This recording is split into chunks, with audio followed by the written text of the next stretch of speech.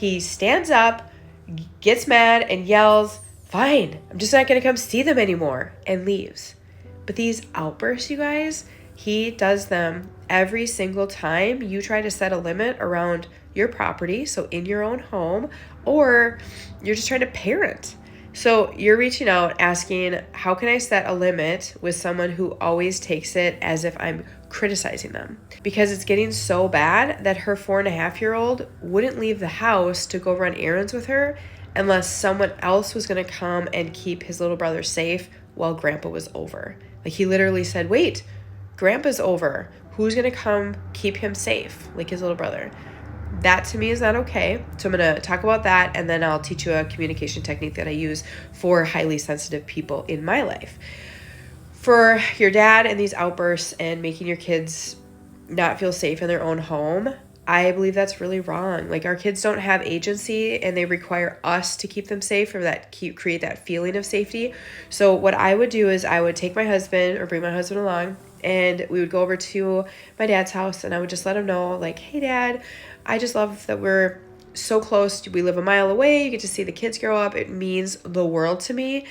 I just want you to know, I understand how frustrating it is when I want to do things different at my house. Like, you've lived your life, you have all this knowledge, and who am I to tell you that stuff?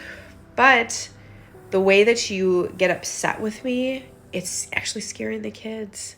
So we're going to have to find a better way of coping with your anchor in the moment. So you either have to get outside before you blow off steam, but from here on out, you're no longer allowed to blow up in front of our kids. And I don't really care how he responds to that. You do need to set that boundary very firm.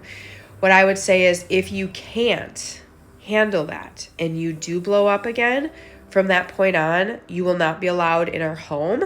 We will meet up as a family to do something else. Like, maybe we'll come over here because maybe he doesn't have a lot of issues in his house. Like, you don't have a lot of boundary problems there. And so you can go visit him there. You can go to a neutral spot like a park, whatever. You'll find other ways to connect with him. But in terms of him blowing up at you in front of your kids at your house, that will not happen anymore.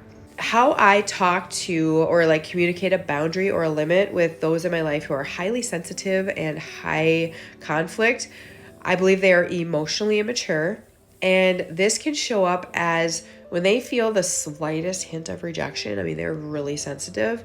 They can either get really big and loud, and their outbursts are very impulsive, like your dad, or they can get really emotional and make me feel like the worst person on earth. Like, I just injured them. They can cry.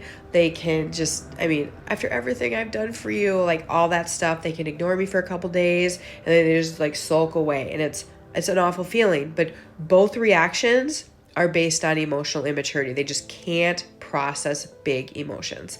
So what I have found really helps bypass that defense mechanism is starting the conversation with attachment-based language, making sure they know, I love you, I appreciate you, I want you here, so that there's like their little system's like, okay, so nothing bad's coming. Then I frame the boundary like, this is how it will benefit you if you choose to respect it. So for example, what this would look like with your dad in the living room, I would go in there if this was my dad, and I would just be like, hey Dad, like, thank you so much for coming over. I'm so happy you're here. The boys just love it when you're over here. Perfect timing too, by the way. We're already done with screen time. You know how they get if they have too much screen time, and we want them to enjoy you while you're here. So we're gonna have to turn off the TV, but boys, grab your snack, grab Grandpa, and let's head to the dining room table and start finger painting. So I would, again, make sure he knows, like, we love you. We're so glad you're here. We appreciate you. This is why we're setting the boundaries, so that they can enjoy you and you can enjoy them, because they're not going to be grumpy. And then right away transition to, let's go to the dining room table. I keep it very short and very sweet. Any blowback, I just repeat the boundary like, yeah, I'm not saying that. I just don't want them to be grumpy when you're here. And that's why we have to limit screen time. Anyway, let's head to the table and start our finger painting.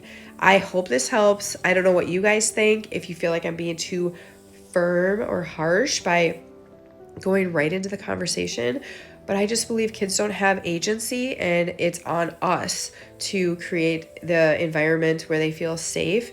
And your comment from your 4.5-year-old just broke my heart. Like, I don't think That's a typical comment, and I believe it's if your dad's outbursts are that frequent, that's not okay.